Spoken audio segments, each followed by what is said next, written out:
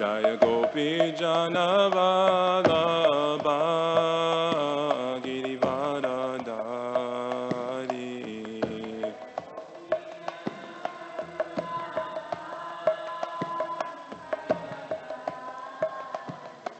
Jaya Gopi Jana Vallabha Girivardhari.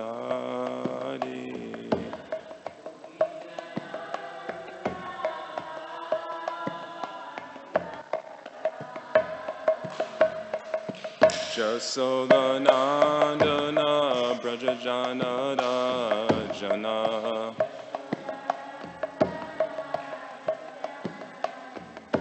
Jasodanandana Brajajana Rajana. Jamuna Tira Vanachari.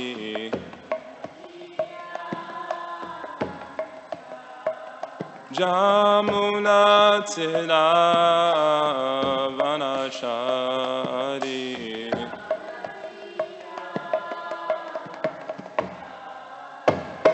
Jaya Rama Dava Kunja Vihari.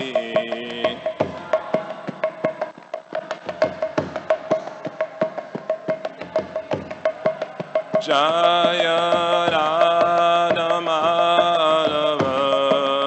Kunja Vihari.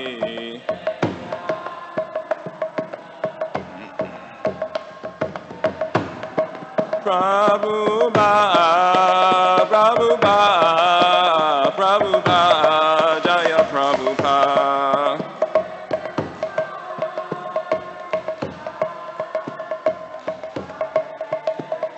Jaya, Jaya Prabhupada, Prabhupada, Prabhupada, Jaya Prabhupada.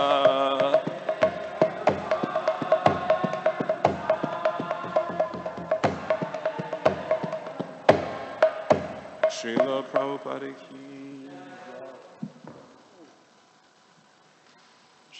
Excuse me. Om Namo Bhagavate Vasudevaya.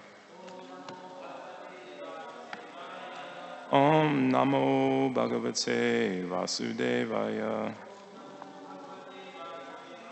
Om Namo Bhagavate Vasudevaya. Okay, since the verse is not written on the boards, if you want to follow, maybe if you have your phone's database. So the verse is 10th canto. We'll be reading from Srimad Bhagavatam, 10th canto, chapter 50, verses 13 through 16. But we'll only be reading 13. So I'll give a few people a moment to pull up the verse.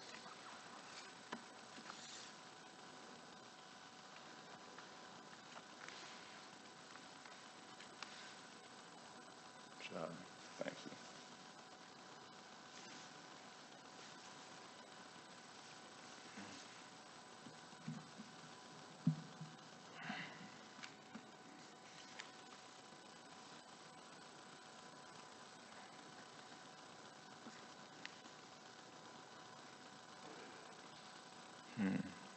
Okay, ready? Job. 10, 50, 13. 10, 50, 13. 13 through 16, but we're only going to be reading verse 13.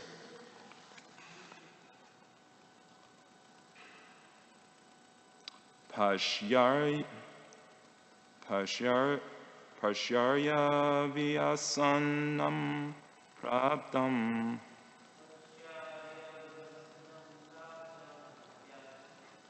yadunam swavatam prabhu Esha te ratha ayato Daitani ayudanicha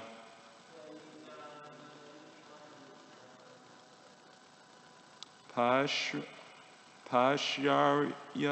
vyasanam praptam yadunam swavatam Prabhu Esha Tserata Ayato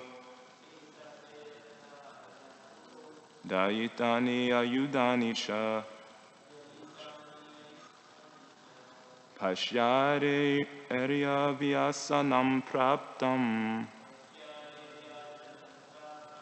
Yadunam Swavatam Prabhu Esha Tserata Ayato Dayitani Ayudani Cha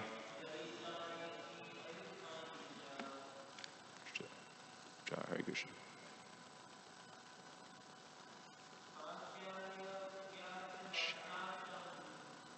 Pasharya Vyasanam Praptam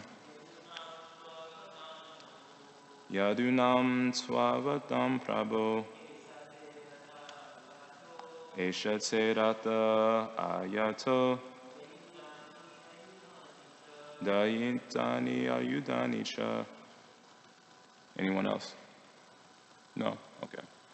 Word for word. Pashya. Please see. Arya. Respected one. Vyasanam. The danger. Praptam. Now present. Yadunam. For the Yadus. Swa. By you. Avatam. Who are protected.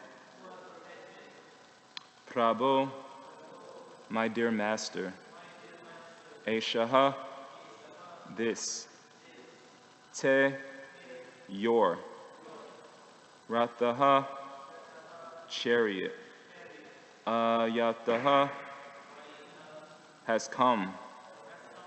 Dayitani, favorite.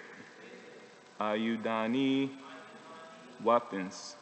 Sha, and I'll continue the verse in the word for word. Eta artami nao jama sadunam isha sharma krit trayo vimshati anikakyam bumer badam apakuru. I'll just read the word for word by myself since it wouldn't normally be on the board. Only one verse would be. So, Eta artham, for this purpose, he, indeed, no, our, Jama, birth, Sadunam, of the saintly devotees, Isha, O Lord, Sharma, the benefit, Krit, doing, Traya Vimashati, 23, Anika, armies, Akyam, in terms of, Bume, of the earth, Badam, burden, Apakuru, please remove. Translation and no purport by the disciples of A.C. Bhaktivedanta Swami Prabhupada Ki Jaya. The Supreme Lord said, my respected elder brother, see this danger which has beset your dependents, the Yadus, and see, dear master, how your personal chariot and favorite weapons have come before you. The purpose for which we have taken birth, my Lord, is to secure the welfare of our devotees. Please now remove from the earth the burden of these 23 armies. Text 15. Evam samantriya darshaho damshito ratino purat nirjagamatu swayudadyo balina piyasa brito. Translation. After Lord Krishna had thus invited his brother, the two Dasharahas, Krishna and Balaram, wearing armor and displaying their resplendent weapons, drove out of the city in their chariots. Only a very small contingent of soldiers accompanied them. Text 16. Shankam Dhammo Vinigatya Harir Daruka Saratihi Tato Abut Para Sayanam Pridi Vitrasa Vipatu. Translation: As Lord Krishna came out of the city with Daruk at the reins of his chariot, he blew his conch shell, and the enemy soldiers' hearts began to tremble with fear. Amagyan Simanandasya Gananjana Shalakaya Shashumlitam Yena Tasma Shri Gurave Namaha Shri Chaitanya Manobishtam Stapitsanyena Bhutale Swayam Rupa Kadamayam Dadati Swapadantikam Vancha Kapaturubhyashta Kripa Sindhubhya Evacha Patitanam Pavinebhyo Vaishnavebhyo Namo Namaha Jai Shri Krishna Chaitanya Prabhu Nityananda Shri Advaita Gadadhar Shivasari Gaur Bhattabinda Hare Krishna, Krishna Krishna, Hare Hare, Hare Rama, Rama Rama, Hare Hare, Hare Krishna, Krishna Krishna, Hare Hare, Hare Rama, Rama Rama, Hare Hare, Hare Krishna, Krishna Krishna, Hare Hare, Hare Rama, Rama Rama, Hare Hare. Jai, thank you everyone for coming. Of course, there's so many devotees to offer gratitude, beginning with devotees here. And of course, I can never forget my mother and my brother, His Grace Jaya Jagannath Prabhu. So as usual, I'd like to start off class with a quote that sets the theme of what we'll be discussing today. So this quote is by Hugo Grotius. And he says, quote, "A man cannot govern a nation if he cannot govern a city. He cannot govern a city if he cannot govern a family. He cannot govern a family unless he can govern himself. And he cannot govern himself unless his passions are subject to reason." End quote. So I'll repeat that one more time. Quote, "A man cannot govern a nation if he cannot govern a city. He cannot govern a city if he cannot govern a family. He cannot govern a family unless he can govern himself, and he cannot govern himself unless his passions are subject to reason." End quote. So in this regard, it should be pointed out that why did Krishna descend in this world? To chastise leaders whose passions aren't reasonable. Paritranaya sadhunam vinashaya charduskritam dhamma samstapana arthaya sambhavame yuge yuge.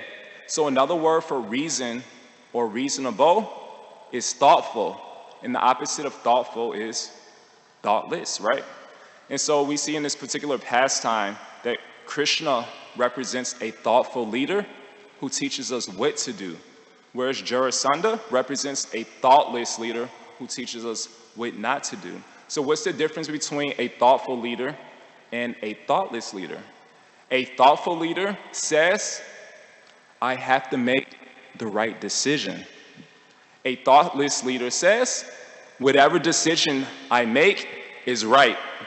Guru nasasya swajano nasasya pita nasasya janani nasasya Daivam natasya napatisha sasya namochayeya samupetamritum. So this is a very nice and famous verse from the Bhagavatam from the 5th canto, chapter 5, verse 18. And it says that one is not a qualified guru, spiritual master, pita, father, janani, mother, pati, husband, or a daivam, a demigod, if he thinks whatever decision I make is right. And so we see that a qualified leader, they're very thoughtful. So therefore they think, I have to make the right decision. So they're very contemplative. They just don't react. Like normally as conditioned souls, there's a saying, a popular saying, that we could either, whatever circumstances come our way, we could either react or respond. And just like the other day, there was a nice quote I was mentioning. It says, responsibility, or the ability to choose your response, is about making a conscious action, not an unconscious reaction. So usually when we're confronted with provoking situations, we just react. We don't think. We don't think before we speak or act. So there's another saying. It says, people demand freedom of speech as a compensation for the freedom of thought, which they seldom use. And so therefore this Bhagavatam and these Bhakti Shastras are meant for us to think before we speak. Vacho vega manasa krodha vega. Why? Because we get ourselves in a lot of trouble if we don't think before we speak. And so that's basically the thing what we'll be discussing today. And so in this particular pastime, in case anyone, we're in a new chapter of the Bhagavatam, so I read the chapter summary yesterday, so I'll read it again today for context, in case the devotees who are either new here, new online, or who haven't been following, know what the context of this story is from this new chapter in chapter 50. So I'll read the first couple of, maybe the first paragraph of this chapter summary. So it says, this chapter relates how Lord Krishna defeated Jarasandha 17 times in battle, and then constructed the city of Dwarka. After Kamsa was killed, his two queens, Asti and Prapti, went to the home of their father, Jarasandha, and sorrowfully described to him how Krishna had made them widows. Upon hearing this account, King Jarasandha became angry. He vowed to rid the earth of all the Yadavas, and he gathered an immense army to lay siege to Mathura. When Sri Krishna saw Jarasandha attacking, the Lord considered the reasons for his descent to this world, and then decided to destroy Jarasandha's army, which was a burden to the earth. So we see that in the last chapter, it was describing the difference between Dhritarashtra and Pandu. So Pandu was a thoughtful leader, whereas Dhritarashtra was a thoughtless leader. Same in this pastime. So this pastime essentially describes, Lord Krishna and Jarasandha. Lord Krishna is obviously a thoughtful leader. He doesn't have to be, because why do we have to be thoughtful in life? Because we're under the laws of karma. Just like in Gita, Arjuna says, Param Brahma Param Dhamma Pavitram Paramam Bhavam Purusham Shashvatam Divyam Adideva Majavi Boom Ahustam Rishaya Sarve Deva Shir Nardastata Asito Deva Lovyasa Swayam Chaiva Bravishime. He says, Lord Krishna, you are Param Brahma, the Supreme Spirit. Param Dhamma, the Supreme Abode. Pavitram, pure. Divyam, transcendental. So what does all this mean? This means if Krishna has a spiritual body, a Satchitananda Vigraha, right? That means he could say anything he wants, right? And if somebody tries to harm him, they can't. He has a spiritual body. So he doesn't have to think before he speaks. Because we have a physical body, that means if we speak some unwholesome words or do some unwholesome activities, we fear a reaction, right? Because we have a material body, and this body could become very injured, right? So therefore we see in this world that we could get ourselves in a lot of trouble if we don't think before we speak. And so same here. So this chapter summary describes that what was the reason that Jarasandha attacked Lord Krishna and the Yadavas? Because Lord Krishna killed Kamsa. And why did Krishna kill Kamsa? Because Kamsa was killing so many babies and so many others. Now the question is, why was Kamsa killing so many babies and other living entities? All because of a rumor or an omen. There was an omen from the sky. Kamsa, the 8th child of Devaki, will kill you. You have to do something about it immediately. This is only an omen or a rumor, right? So we see that rumors or omens, they could cause us to commit very sinful activities, either in our thoughts, in our words, or in our actions. And so Kamsa, he only heard a rumor, an omen. And what does this inspire him? It inspired fear in him. So what does that mean? A lot of times, I'll ask a question. When we think of demoniac qualities, what type of qualities do you think of? Can anyone say? What type of demoniac qualities are traditional demoniac qualities that the general mass may say are bad qualities or demoniac qualities? Anyone? Any volunteers? Gluttony. Oh, so you're quoting from the Bible, basically. The 7 deadly sins. We have way more sins than the Bible. Anyone else? Pride. Anyone else? So many, but I bet you won't guess when it's almost obvious, but just state a few more. Killing. Well, that's not really a bad quality. That's a result of having a bad quality. Lying, yeah, so lying. Do you say killing again? Stealing, yes. Envy, greed. Anyone else? Lust. Bingo, that's the main one. So I think we pretty much covered it all, right? One more thing? Anything else? Sloth. So he's quoting from the Bible, the 7 deadly sins. Fault finding, yes. And sloth, what does that mean? Meaning like lazy, right? Basically. Of course, we need our sleep, and sleep is relative, right? How much you need of it. Some people may say, oh, you're being lazy, Prabhu. So, but Arjuna is known as Gudakesha, meaning one who's conquered sleep or sloth. And we probably haven't, I speak for myself, I haven't conquered sleep yet. So that's why the last time, I haven't been to Mongol RT for years. The last time I came was a few days ago. And all the devotees know what happened when I came there. It was almost a battle of Kurukshetra. Anyway, why? Because we're conditioned souls, we have bad qualities. So, and it's not excluding me, so. But there's one bad quality that most people don't consider a bad quality. And it's the reason why Kamsa got himself in a lot of trouble. The reason he committed so many sinful activities. And what is that? So that's a hint. What bad quality did Kamsa get himself in trouble from? Not from lust, not from anger, not from greed, not from envy, not from pride, not from sloth. But what was the main quality that caused Kamsa to perform sinful activities? Bingo, fear. So fear could be a very demoniac quality, actually. So most people don't think fear. And why is fear a demoniac quality? Because, for example, if you don't have the faith that Ishwara Parama Krishna or Ekale Ishwara Krishna Arasabha Britya, that Krishna is the supreme controller, then what do you think? You think other people are the supreme controller, like your king or your boss or etc. And there's so many pastimes like this. Just like when Hiranyakashipu, he told Prahlad, if you do not do what I say, I will kill you. So we see that Hiranyakashipu, he thought he was the supreme controller because he thought he had control over who lives and who dies. But when he couldn't kill Prahlad Maharaj, he realized, I'm not the supreme controller.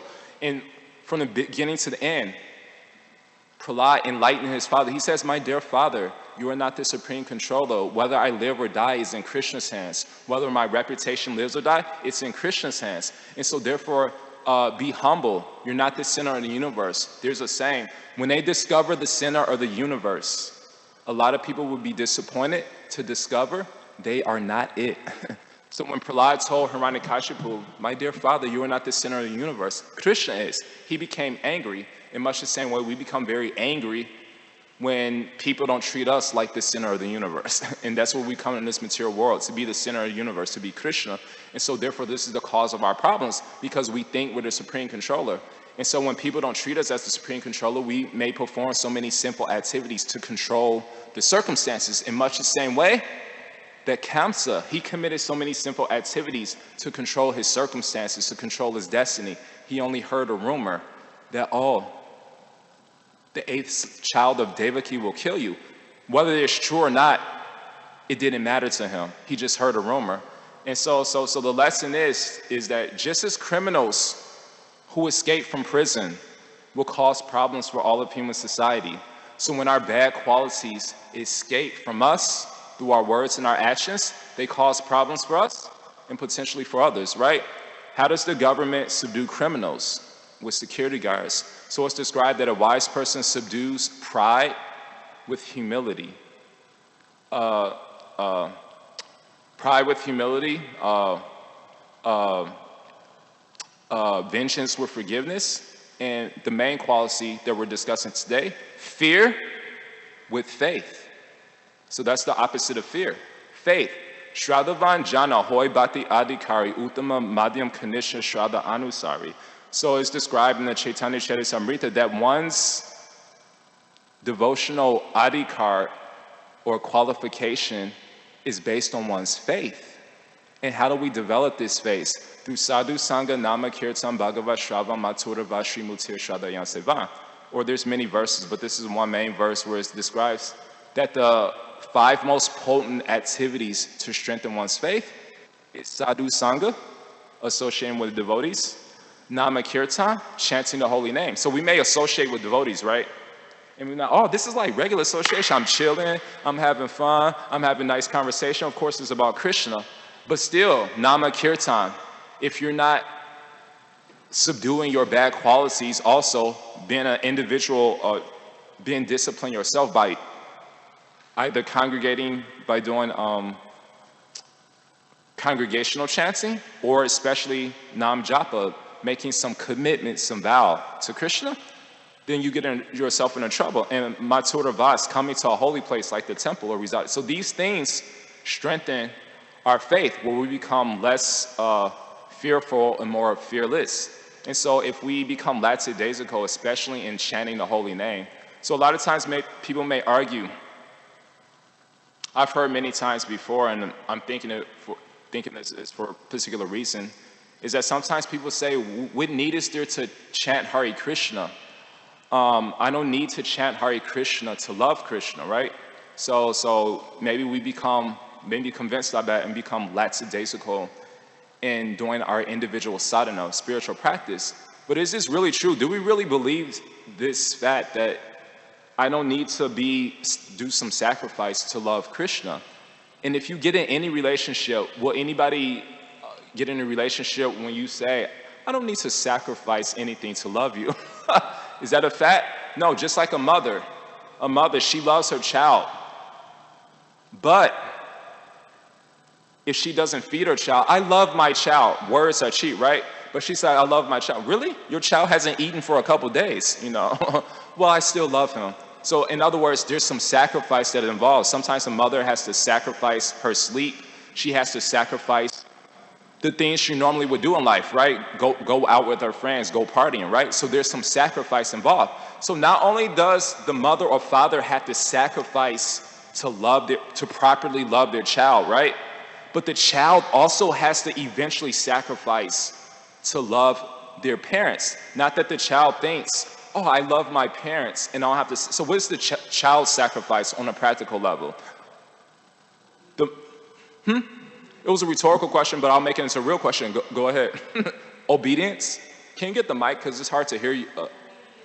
Can you get the microphone, because I can't hear what this room is so echoey, you know. It's like, obedience, you know, so I can't hear it. Submission, obedience. That's very generic, but yes. Anything more specific? Well, the direction I was going, that the child, the mother or father says, my dear child, you have to sacrifice your time. You can't just play all day long. For maybe 5 years, the mother or father allows the child to goof off. But then the child has to eventually get serious. In much the same way, Krishna will also allow us some time to goof off before he makes us get serious, because he wants to take our Krishna consciousness to another level.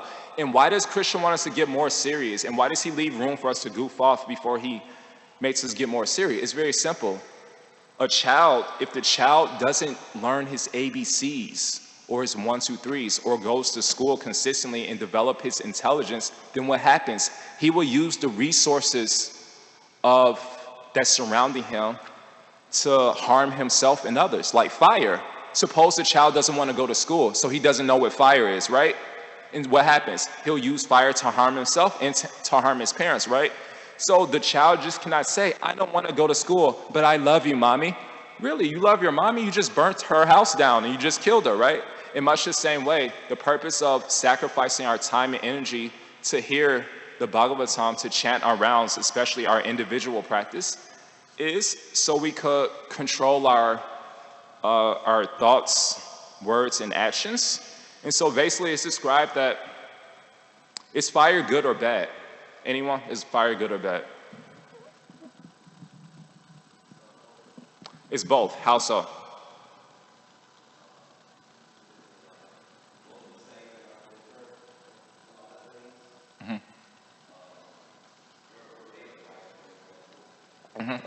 And it helps us cook or clean things. We offer it, and also it's a destructive force. Say it again. It's also a destructive force. Bingo. Absolutely. So that's absolutely correct. So a controlled fire in a stove is good. An uncontrolled fire in a forest is bad. So it's described that if we control the fire of our thoughts, words, and actions, or the fire of money, fame, and power with good qualities such as humility, appreciation, forgiveness, then it will lead to our elevation. If the fire of our thoughts, words, and actions, or the fire of money, fame, and power is uncontrolled through bad qualities such as pride, envy, and vengeance, it will lead to our degradation. So we see that leaders like Dhritarashtra, Kamsa, Jarasandha, why did they become degraded? Because their thoughts, words, and actions, and their use of money, fame, and power was completely uncontrolled. And how do we control our thoughts, words, and actions? How do we control our money, fame, and power? Through Krishna Bhakti Rasa Bhavita Matihi Kriyatam Yadikuto Api Labhyate. Tatra Loyam Api Mulam Ekalam Jamakoti Surkatir Na Labhyate. It says that pure Krishna consciousness can only be achieved by loyam, greed. Greed. What does that mean? That means sometimes we like to chant Hare Krishna and sometimes we don't, right? So what does that mean? That means sometimes we'll remain out of trouble and sometimes we'll get ourselves in trouble. So greed means all of the time. Just like Primanjana Charita Bhati Vilochanena Santa Sadaiva Hridayeshu Vilokayanti, Yam Shamasundanam Achinta Guna Sararupam Govindam Adi Purusham Tamahabajami. It says, for one whose eyes are anointed with prema, with Krishna, bhakti, love of Krishna, then they see Krishna wherever they go. They're greedy for Krishna. So if you're greedy for Krishna, that means you'll remain out of trouble, not some of the time, not most of the time, but all of the time. And so this is obviously the goal we're trying to achieve. And so this is why our Christian consciousness may fluctuate, because we don't like to all the time chant our rounds. We like to compete, we like to criticize. And so therefore, if we find ourselves in trouble, then it's probably because we don't have loyam, greed for Krishna. Same with me. That's why I find myself getting beat up by material nature sometimes, because, Krishna means the all attractive one, and Maya means the all distracted one. So in this world, there are many distractions, many obstacles to one's bhakti, and sometimes we become distracted by it. And so therefore, demoniac kings like Dhritarashtra, Kamsa, and Jarasandha, they became so degraded because their thoughts, words, and actions were uncontrolled. They were thinking, I'm the supreme controller, instead of meditating on the supreme controller. And so this is a lesson. We can control our thoughts, words, and actions by meditating on the supreme controller and not thinking we're the supreme controller. As soon as you think you're the supreme controller, experiment with it. See how that works out for you. Probably won't work out too well. And so the theme of what we're discussing in the last, I think it's 8:25. I cannot see the clock. Anyone wants to tell me the time? 8:25? Okay, so the last points we'll be discussing is that we were describing the difference between a thoughtful leader and a thoughtless leader. So another quality of a thoughtless leader was described in the last chapter also, is that with Dhritarashtra, Akrura says, my dear Dhritarashtra, you're being very thoughtless. And what was Dhritarashtra's thoughtlessness? He treated his sons better than the Pandavas. But it's described in our Bhakti Shastras that a leader should be neutral, should be very neutral. And what does that mean? Well, there's a nice verse, there's many verses from the Bhagavatam, maybe I'll quote them today, but the first one I'd like to share is from the 4th canto, chapter 16, verse 13, and it's regarding Shakti incarnation of the Lord named Prithu Maharaj. So it says, quote, since King Prithu will always remain on the path of piety, he will be neutral to both his son and the son of his enemy. If the son of his enemy is not punishable, he will not punish him. But if his own son is punishable, he will punish him. End quote. So this is the quality of a neutral leader. Now, in the material world, generally speaking, we do the opposite if we get a leadership position. And what is that? I've never heard throughout the history of mankind a leader say, there's a charlatan, a bogus person in our community. Well, who is it? It's my wife and kids. If he said that, he'll be on the street, homeless, right? So we see that a thoughtless leader, a leader who's very partial, their ideal, their notion is that my family and friends can do no wrong, and my enemies and foes can do no right. In other words, my family and friends are always right, and my enemies or foes are always wrong. And so we see this is the mentality. So therefore, this verse from the Bhagavatam, it says, Guru nasasya swajano nasasya pita nasasya janani nasasya daivam nasasya napatishas sasya namochayaya samupetamritum. One is not a qualified leader or a king if he has this mentality that my family and friends can do no wrong, and my enemies and foes can do no right. And so who's our enemy? Who's our friend? Anyone who's an obstacle to our sense gratification, that's our enemy. And since our family facilitate our sense gratification, not always, and then they become our enemy. So this is a lesson. And so there's a couple of more verses from the Bhagavatam I'd like to read. And they're actually, one of them is pretty long, but it reinforces the fact that a leader should be very thoughtful and very neutral. In other words, a thoughtless leader is very partial, etc. So this next verse is spoken by the Vishnu Dutas. So this is verses from the 6th Canto, chapter 2, verse 3. And the Vishnu Dutas say, a king or governmental official should be so well qualified that he acts as a father, maintainer, and protector of the citizens because of affection and love. He should give the citizens good advice and instructions according to the standard scriptures and should be equal to everyone. Yamaraj does this, for he is the supreme master of justice, and so do those who follow in his footsteps. However, if such persons become polluted and exhibit partiality by punishing an innocent, blameless person, where will the citizens go to take shelter for their maintenance in society? So the last quote that's related to this one, that's in harmonious concordance with this one, is from the Srimad Bhagavatam, Canto 9, chapter 10, verse 50. And it says, quote, being pleased by the full surrender and submission of Lord Bharata, Lord Ramachandra then accepted the throne of the state. He cared for the citizens exactly like a father, and the citizens, being fully engaged in their occupational duties of varna and ashram, accepted him as their father. End quote. So we see that a leader treats his dependents, his citizens, as neutral, like he's like his own children, like his very children, and he's equal to everyone. And so what does that mean? Well, you could also read Prabhupada's purports for elaboration on these verses, but we see that usually in a community, the tendency is that you need to get things done, right?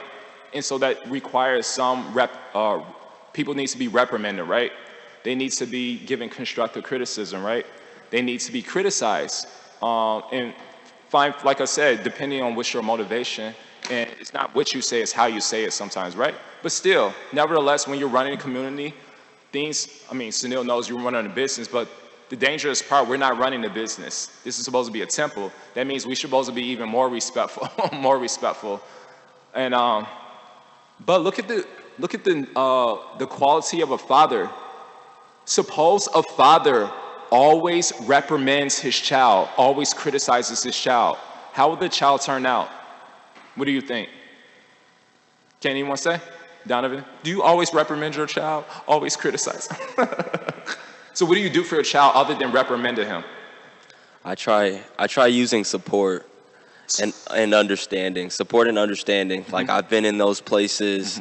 I've had similar thoughts. Like for the reason, I'm a dad. I'm older. I have more experience, so I can share experience. Like you don't want to go down that path. More of learning lessons versus abuse. Yeah, nice. Loshan Prabhu, do you just reprimand Narayana? I know you did recently, and we all did. We all did. So why is it not so good to always reprimand your child? What else do you do for your child as some food for thought, so for some interaction? Well, I always try to explain things to him, to do the right thing, but he has his own way of thinking, so I try to be very diplomatic about it, and this, as parents, we just do the best we can, to try to tell them what's right, Yeah. and then we have to look at ourselves and the example that we're setting for them. That's the most important thing. Exactly. Very nice. They're gonna see us, they're gonna look at us, and they're gonna do what we do. So. That's a good point. Preach by example. Okay, Sunil Madhava Prabhu, or what's the opposite of reprimanding or criticizing? What's the opposite? Encouraging? Yes. Any other words? Any other activities, words, verbs? Glorifying. Bingo. So not only does a father or a mother reprimand their child, because if the child is always reprimanded, how will he turn out? He'll turn out with no confidence, no enthusiasm. He'll feel like I'm a horrible person, right? So the mother or father, they honor the child. They throw birthday parties for the child. They take the child to the zoo, right? They do so many activities to encourage them. So there has to be a balance, right? There's a balance between glorifying your child, honoring your child, during birthday parties, during Christmas parties. And then there's also a balance that you have to reprimand, right? So the balance has to be there. So the problem is in the community, so analogy is there. We have to treat our citizens, our community, if we're in a leadership position, like they're our own children. What does that mean? Don't just reprimand them all the time. Find some way to honor them, to appreciate them, to do something that goes. So we may say, well, Lord Ramachandra, he's God. He can go the extra mile. He's in the heart of every living entities. He has the time and the energy, right? He has the time and the energy and the Shakti, the power to inspire all living entities. I'm only a small person, I'm a small leader. How can I appreciate all the people in my community? Well, this is very simple, and it's based on something what Bhaktivinoda Thakur said. So, generally, under the modes of material nature, if somebody makes us very angry, very mad, then what does that mean? That means we can file a complaint for weeks, months, and even years. So if we could file a complaint when somebody makes us mad for weeks, months, or years, then we can also file a compliment for a minute, a second, or even a fraction of a second. So that's a fact. So therefore, Bhaktivinoda Thakur says in his bhajan, Amar Jivan. Amar Jivan means my life. And he says, I resist all pious deeds, but I'm very active and enthusiastic to perform wicked acts. And so what does that mean? That means in order to change somebody's life for the better, you don't need a whole lot of time. You just need 1 second of appreciation. So we say, oh, I have no time for 1 second of appreciation. But we could spend hours coming together in these meetings complaining about so many people. And we wonder why does our community is not harmonious? Why? Because Lord Chaitanya says, because Urva Bahu Kadi Kohan Shunya Sarva Loka Nama Sutre Ganti Padakante Eshloka Trinada Pisuni Chena Tador Ivasahi Shinuna Amani Namana Dena Kirtaniya Sadahari. He says one should strain this verse on the thread of the holy name and wear it on one's neck for continuous remembrance. And what is that verse? One should be more humble than a blade of grass, more tolerant than a tree, and ready to offer all respect, all honor to others without expecting respect in return. And this is a very important point. When do we offer honor, if we even do offer honor, when we need something from somebody, right? So one devotee said, it's like you go to the bank, and suppose you go to the bank and you deposit some money, and you tell the bank teller, I want to deposit $100. And then 30 seconds later, you tell the bank teller, I want to withdraw $100. The bank teller's like, are you crazy? He just deposited $100 in bank. 30 seconds later, he withdrew it. So this devotee was comparing this is that when we offer some honor, Prabhu, you are such an amazing devotee, but that's like giving them some honor and withdrawing it back. So some honor should be without any ulterior motives, without any condition. And we see if this unmotivated, this savai sam paro dharma yato bhaktera dosha jaya haituki aprati hata yama supersedati, unless this ahaituki bhakti to Krishna and to other devotees is present in our sadhana, our lives, then we see we have no effect on others, and we wonder why nobody has take us seriously as a mentor, as a leader. And the reality is that nobody could be a leader for everyone. That's a fact, right? Because it's true, we're not God. Therefore, we see in the community there are many leaders, right? So the fact is, if you want to reprimand somebody, chastise somebody, this is the Gita's, Prabhupada's statement in the Gita, chapter 17, verse 15. One should not reprimand or criticize someone unless that person has accepted you as their mentor, their teacher, their guru, because we see it doesn't work, right? It doesn't work unless you have that relationship with somebody. Then why are you filing so many complaints? Why are you reprimanding them? And of course, that doesn't mean we're not open to criticism, but we see it should be a balance too. The balance should be, should be some appreciation every now and then for a minute, a second, or even a fraction of a second. And so therefore, I'll end with a couple of quotes that kind of harmonizes these points. It says, nobody cares how much you know until they know how much you care, right? That's a fact. So the last one says, it's by Robin Sharma, and he says, quote, the deeper your relationship with others, the more effective will be your leadership. People will not follow you if they do not trust you. And before someone will lend you a hand, you must first touch their heart. So that's our topic for today. So thank you everyone for kindly being merciful to me and attentively listening. Are there any comments, questions, or criticisms? Or to balance that off, some glorifications? No, I'm just kidding. They're calling me any appreciations? Please be merciful to me. Yes, Prabhu, you did. This was a really nice class, and I definitely appreciate it so much. It was really, really nice, and actually well aligned with some stuff I'm going with in my personal life. So really well appreciated and well received. Just briefly, I want to kind of touch on the part of being neutral. Mm-hmm. You know,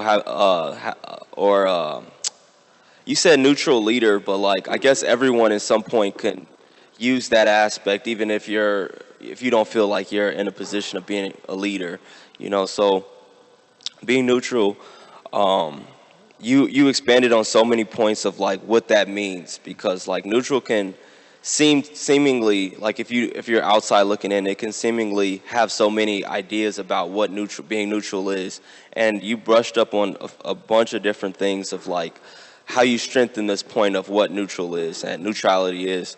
I used to manage almost 300 employees. Wow. And, you know, I was really young. You know, I was, in that experience, I started at 20, wow, all the way till, I think, 24, mm-hmm. 24, 25. And I was managing, like, really, you know, people from all ages, my ages, and way older and all this kind of thing. So, like, I went through, you know, this period of trying to treat everybody the same. Mm-hmm. And I'm like, okay, I'm young, but I'm just going to treat everybody the same, and that's what it is. But I found out that didn't work at all. And not even a little bit. You know, like, with that whole fatherly thing, with the whole love, father has the knowledge to be able to have I forget the word right now, but almost like not discrimination, but he has the knowledge to be able to decipher how to speak to each individual. You won't speak to your little baby girl the same way you speak to your teenage son, or or your older son and things like that. So you have to have that fatherly love that you're talking about, how the good leader treats his people as like, I say for an example, someone comes and he's like, hey, I need $50,000. My mom needs it, and this and this. And then you like, okay, here's $50,000. Go build and help your mom. And then someone else comes to you and is like, hey, I want $50,000 for a bunch of video games and this and this. You can't be like, oh, I gave him $50,000. I give you $50,000. You have to take each situation. Very nice. So I think it's really awesome how you had so many different levels to these different nuances put into this class, and it was definitely appreciated. Yeah, thank you. That was a very profound point, and that's also mentioned in the Bhagavatam too. And it doesn't even have to be mentioned in the Bhagavatam.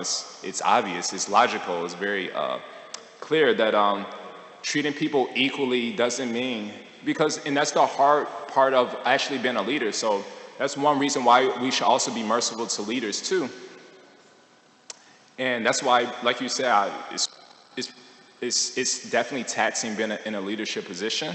That's why, I'm not in one. So that's why I'm never taking it, because like you mentioned, the people you're dealing with, they have so many desires, and sometimes those desires are not in harmony with Krishna Bhakti. So they may see, oh, you're treating this person this way, you should treat me also this way. Yes, but it's very simple that, like you said, why does Krishna apparently, he's neutral, he respects everyone, he loves everyone, but why does he give resources to one person and he doesn't give resources to another person? Well, it goes back to the analogy we were sharing, that a fire that's controlled